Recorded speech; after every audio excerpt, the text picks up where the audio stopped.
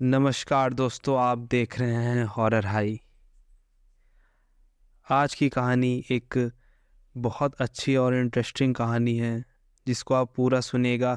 और ये कहानी अगर आपको पसंद आएगी तो चैनल को ज़रूर सब्सक्राइब करके जाइएगा। तो चलिए आज की कहानी की शुरुआत करते हैं। कहानी शुरुआत करने से पहले दोस्तों आप सभी से कहना चाहता हूँ, अगर आपके पास भी कोई ऐसी स्टोरी है जो आप मुझसे शेयर करना चाहते हैं तो आप मेरे चैनल के अबाउट सेक्शन में मेरा व्हाट्सएप नंबर दिया है, आप उस पर मुझे सेंड कर सकते हैं। तो चलिए आज की कहानी की शुरुआत करता हूँ। दोस्तों, जंगल जो कि बहुत लोगों के लिए पिकनिक स्पॉट होता है, घूमने की जगह होती है, मज़ा आता है, लेकिन रात में ये जंगल बहुत भयानक हो जाते हैं। बरसात में ये जंगल बहुत ज़्यादा भयानक हो जाते हैं, जहाँ मुझे नहीं लगता है कि आप में से कोई जाना चाहता है होगा। हमारे जंगलों में ऐसे बहुत से राज दफन हैं जिनको अगर खोला जाए ना तो पता नहीं क्या हो जाए, क्योंकि जंगल में कोई भी पुलिस या कुछ ऐसी नहीं होती जो पता लगे कि जंगल में क्या किया जा रहा है। जंगल में स्मगलिंग होती है, जंगल में बहुत लोगों को मार के फेंक दिया जाता है। जब राज बाहर आते हैं तो लोगों का जीना मुश्किल हो जाता है। आज की कहानी महाराष्ट्र में एक ऐसे ही घने जंगल की है। ये बात तब की है जब बहुत पहले बहुत ज़्यादा जंगल हुआ करते थे महाराष्ट्र में।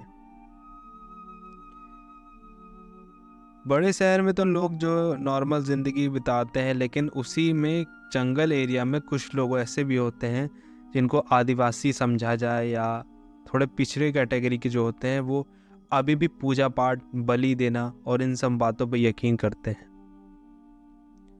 और उनका फ़ायदा लेने वाले भी उनको इसी चीज़ों में डुबा के रखते हैं। जहाँ पर शिक्षा और ज्ञान की कमी हो वहाँ फिर और क्या ही होगा। घने से जंगल में बसा एक गांव उमरिया। यहाँ कोई ना डॉक्टर था, ना ही कोई टीचर। यहाँ का सारा ज्ञान सब कुछ बाबा लोगों के पास था। एक तरह से तांत्रिक लोग, वही लोगों को बहला फुसलाकर लूट पाट करते थे। लूट पाट करने का मतलब ये नहीं है कि सामने से लूटते थे, मतलब लोगों को बेवकूफ़ बनाते, उनसे गलत काम करवाते कि तो अगर तुम ऐसा नहीं करोगे तो तुम्हारे साथ ऐसा हो जाएगा। लेकिन कुछ ऐसा हुआ कि गांव में एक के बाद एक मौतें होने लगी। यूँ कहो कि लोग गायब होने लगे, न कोई खबर और ना ही कोई पता ठिकाना। घर वाले लापता लोगों को ढूंढते ढूंढते थक कर उसको भूल जाते थे। और ऐसा ही कुछ चल रहा था उमरिया गांव में, जहाँ पर शशि नाम के एक आदमी रहते थे, एक लोग रहते थे जिनकी लड़की बहुत बीमार थी और महीने हो गए थे वो बेड से उठने का नाम ही नहीं ले रही थी। क्या हुआ था ये तो वहाँ का बाबा जो था वही जानता था, लेकिन खुलकर वो कभी बोलता नहीं था। घर का जो भी बचा कुछ सब था वो सब दांव पर लग चुका था, लेकिन शशांक जी की लड़की में कोई बदलाव नज़र नहीं आ रहा था। वो अब जैसे मरने का इंतज़ार कर रही थी। एक दिन शशांक, उनकी बीवी और बेटी उसी बाबा के घर गए और बाबा ने बोला, शशांक तेरी लड़की को कोई भयंकर बीमारी है, मुझे लगता है कि सारे गांव में फैल जाएगी, तुम इसको यहाँ से लेके जाओ नहीं तुम भी मर जाओगे। ऐसा सुनते ही जो शशांक थे उनकी बीवी ने अपनी बेटी को सीने से लगाकर वो रोने लगी। शशांक को भी अब रोना रोका नहीं जा रहा था, वो मुंह छुपाकर रोने की कोशिश कर रहा था। बेचारे करते भी क्या जब कोई उनकी बेटी के बारे में ऐसा बोल रहा था। वो बाबा आगे कहता है, मुझे तो लगता है कि अब ये कुछ दिन की ही मेहमान है, लेकिन ये जल्दी मर जाए तो गांव का भला होगा, वरना ये महामारी फैला देगी। मेरे पास एक दवा है जिसको देते ही कुछ ही समय में ये मर जाएगी, तुम भी बचोगे और सारा गांव भी। कहो तो मैं इसको वो दवा दे दूं। ऐसा सुनते ही शशांक अपनी लड़की को गोद में उठा लेता है और उस बाबा के ऊपर गुस्सा करने लगता है और बोलता है, तुम्हें अकल है क्या, मैं खुद अपनी बेटी को मार दूं? ये पाप लेकर मैं जिंदा कैसे रहूंगा? तुम कोई बाबा नहीं, तुम एक कसाई हो। इतना बोल के शशांक और उसकी बीवी घर की ओर चल दिए। मैं उनकी बीवी का नाम नहीं बता रहा हूँ, शशांक की बीवी का नाम सीमा था, जो कि एक नकली नाम है। आंखों से बहते आंसू थमने का नाम ही नहीं ले रहे थे। समझ सकते हैं आप लोग, जिसकी फैमिली में उसकी बेटे बेटी पर ऐसी कोई आँच आ जाए तो माँ बाप पर क्या ही बीतेगी। 12 साल की बच्ची बीमारी से बिल्कुल आदी हो गई थी। न कुछ खाती थी न कुछ पीती थी। उसका वजन घटता जा रहा था। शशांक उसको लेकर घर की तरफ जाने लगे थे। बीच में घना जंगल पड़ता था। वहाँ से रास्ता निकालते हुए वो शाम होते अब घर पहुँचने वाले थे। सूरज अब डूब चुका था, लेकिन उनका घर आया नहीं था अभी तक। अचानक शशांक के कान में कोई फूंक मार के चला गया। ऐसे लगा कि कोई कुछ बोल के गया। वो थोड़ी देर के लिए रुका, फिर कुछ नहीं सोच के वो आगे बढ़ गया। अंधेरा हो चुका था। ऊपर आसमान की तरफ देखकर रास्ता खोज रहे थे। तभी एक अजीब सी आवाज़ आई, लेकिन उसे सिर्फ शशांक ही सुन सका। अपनी बच्ची को ठीक करना चाहता है। वो आवाज़ बहुत ही ज़्यादा डरावनी थी, मानो कितने सारे कौवे एक साथ चिल्ला रहे हों। अगर हाँ तो कल रात को सामने टीले के पास आ जाना। और वो आवाज़ अचानक से गायब हो गई। शशांक ने अपनी बीवी सीमा से पूछा, तुमने कुछ सुना क्या? उसने जवाब में ना दिया। घर जाकर शशांक ने वो वही बात सोच ही रहा था कि क्या ये सच था या मेरा कोई वहम था। लेकिन अगर ये सच हुआ तो अगर मैं नहीं करूँगा तो मैं अपनी बेटी को वैसे भी खो ही रहा हूँ। सुबह हुई, लेकिन शशांक को तो रात का इंतज़ार था। वो वहाँ घूम ही रहा था। उसके मुंह से शाम से निवाला भी नहीं गया था। उसका खाने पीने में बिल्कुल भी मन नहीं लग रहा था।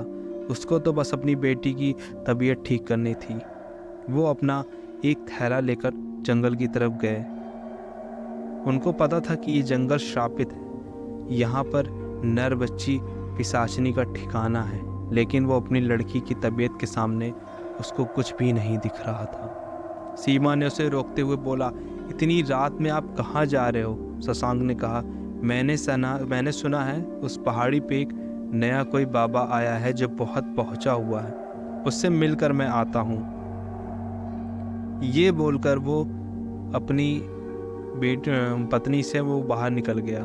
उसने सोचा कि शायद कुछ फ़ायदा हो जाए, और वो सीधे अंधेरे की तरफ चलने लगा और सामने से जंगल में कहीं गुम हो गया। वो सीधा कल वाली जगह तलाशने लगा और वो उसी टीले के पास पहुंचा और उसने आवाज़ लगी, मैं आ गया हूँ, मेरी लड़की को ठीक करने का कोई उपाय बताओ। उधर से आवाज़ आई, मुझे पता था तू आएगा। यही वह भयंकर आवाज़ अब बहुत सी ज़्यादा डरावनी लग रही थी। अब वो जो आवाज़ थी वो सामने आ चुकी थी।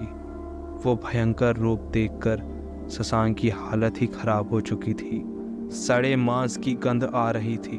उसका डरावना चेहरा देखकर शशांक के पसीने छूटने लगे थे और उसके हाथ पांव कांपने लगे थे, क्योंकि वो एक पिशाचिनी थी।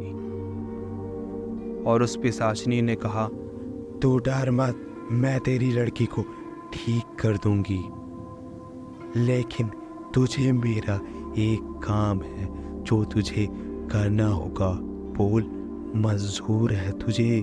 अगर तुझे मंजूर है तो मैं आगे बोलूं।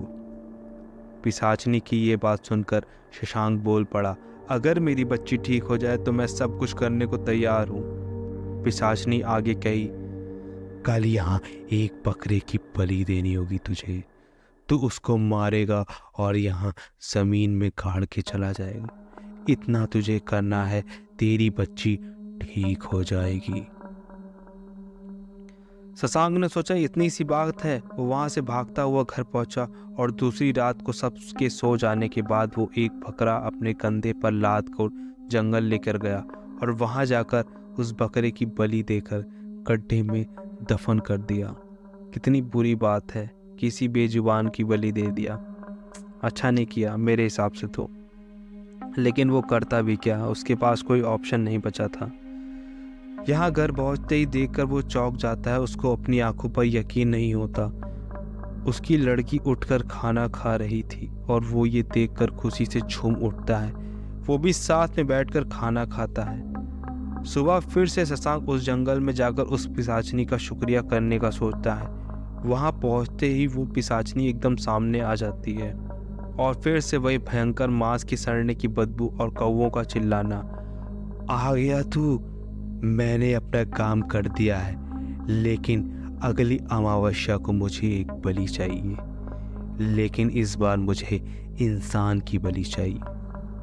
शशांक ये सुनकर अब डर चुका था और हकलाते हुए कहता, अरे माता, मैं अब बलि कहाँ दे पाऊंगा तुम्हें? मैंने तो अपनी बेटी के लिए ये किया था। अब मैं किसी इंसान को मार नहीं सकता, मुझे माफ कर दो। वो पिशाचनी कहती है, सुन, तेरी लड़की मेरी वजह से ठीक हुई है।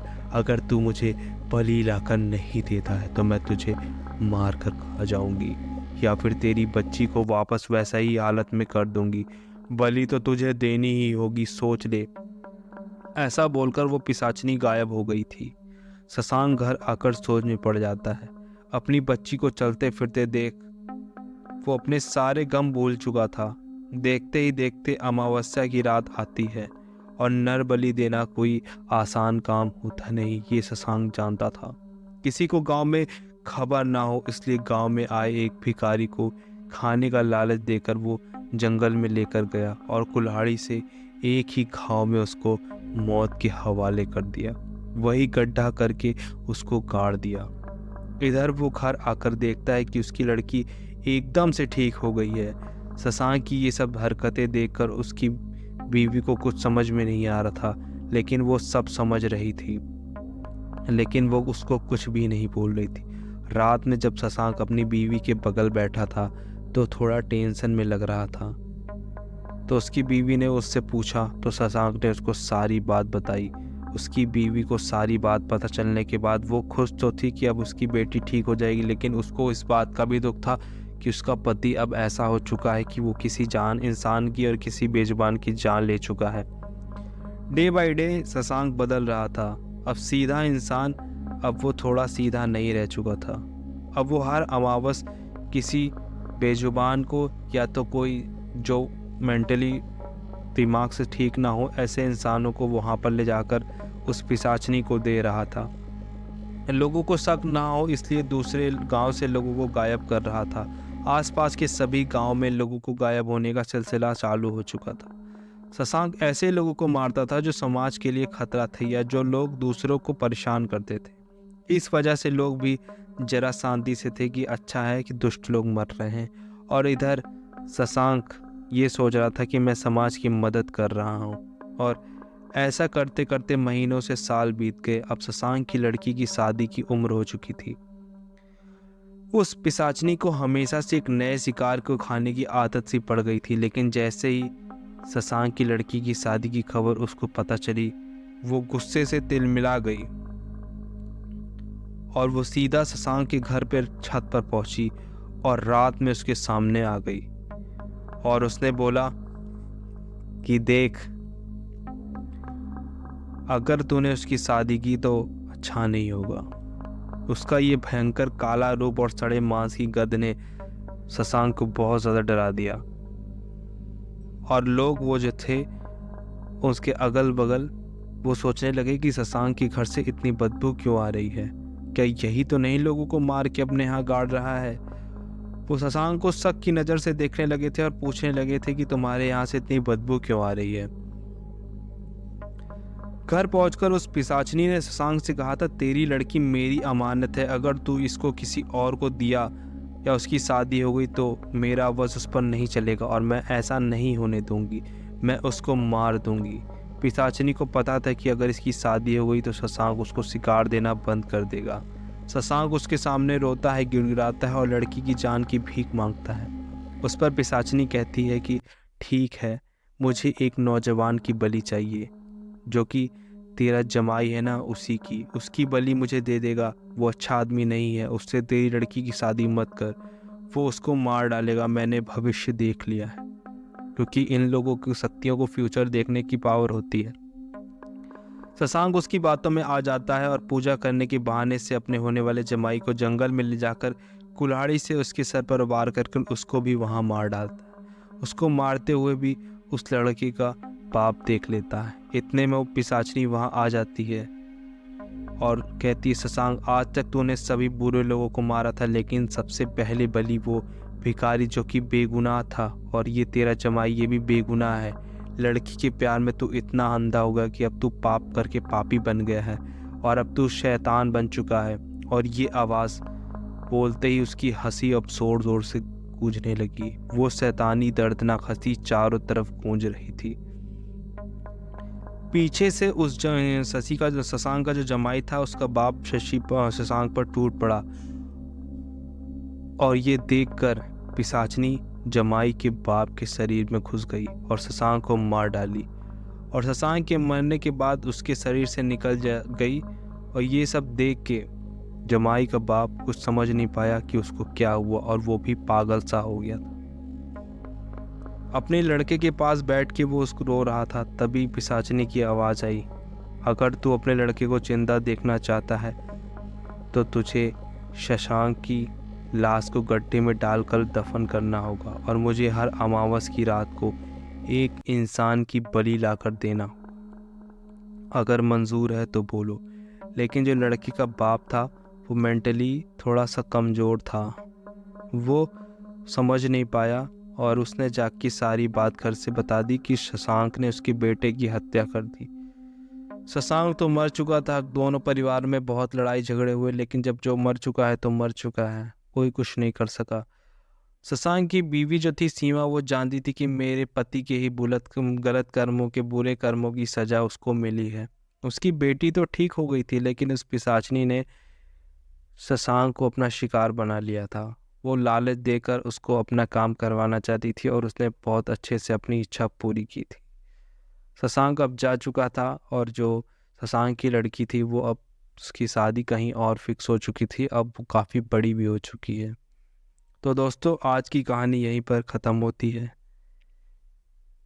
अपने लालच के लिए किसी बेजुबानों की बलि देना या उनका यूज़ करना ये बहुत गलत काम है दोस्त। अगर इंसानों को भी मार रहे हो तो भी ठीक है, चलो इंसान कोई अच्छे बुरे होते हैं, लेकिन जानवरों की बलि देना ये बहुत ही गलत काम है दोस्तों। अगर आपको ये आज की स्टोरी पसंद आई हो तो चैनल को ज़रूर सब्सक्राइब करके जाइएगा। आप लोग चैनल सब्सक्राइब नहीं करते, वो जो रेड वाला बटन है ना, उसको ज़रूर दबा के जाइए। चलिए दबाइए। और आपके पास कोई स्टोरी हो तो मेरे व्हाट्सएप नंबर, जो कि मेरे चैनल के अबाउट सेक्शन में दिया हुआ है, उस पर मुझे आप स्टोरी भेज सकते हैं। मिलते हैं एक नई कहानी के साथ, तब तक आप सभी का दिन शुभ हो।